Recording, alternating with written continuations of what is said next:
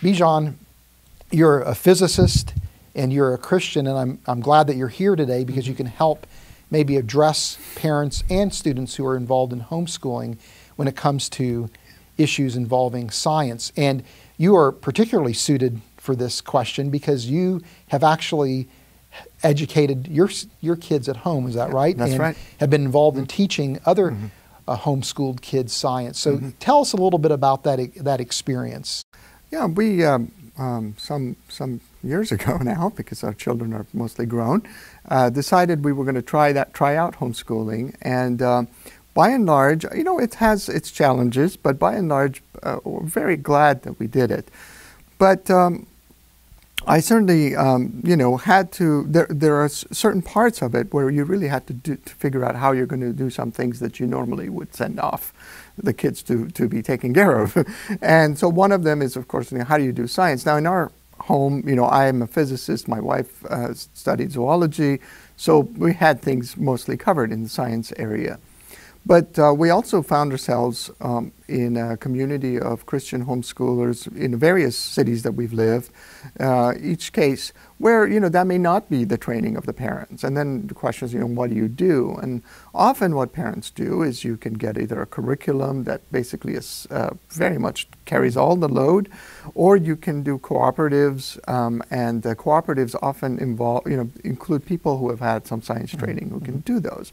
So we found that part worked fine, basically, in terms of just the mechanics of how do you go about, you know, doing this. It's a good time to be doing homeschooling just because of the richness of the curriculum material that's out there for teaching science.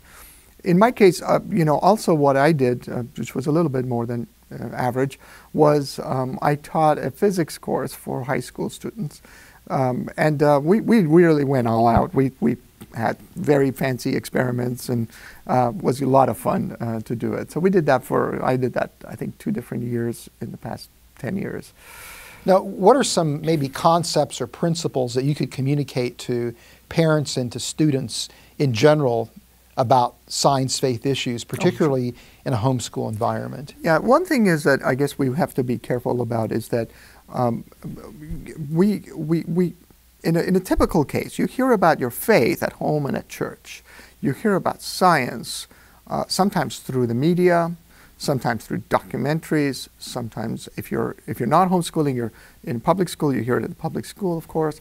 And what we find is that sometimes, you know, these things look like they're separate from each other, so that some kids will have the perception that their faith is unscientific, and some kids will have the perception that the science is ungodly.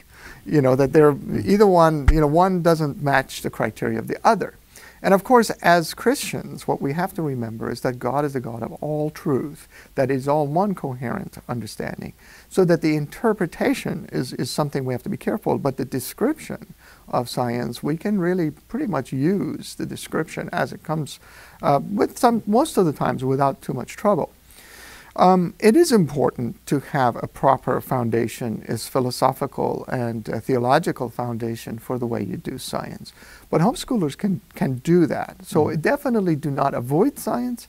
It is a way of seeing God's glory. It is really part of our calling. It is what Christians invented, after all, in many cases, in many fields of science. So it's very much the Christian's business to be engaged in science and learning of science. Be not afraid of it, and just apply yourself to it, and use good materials. And there are good materials out there.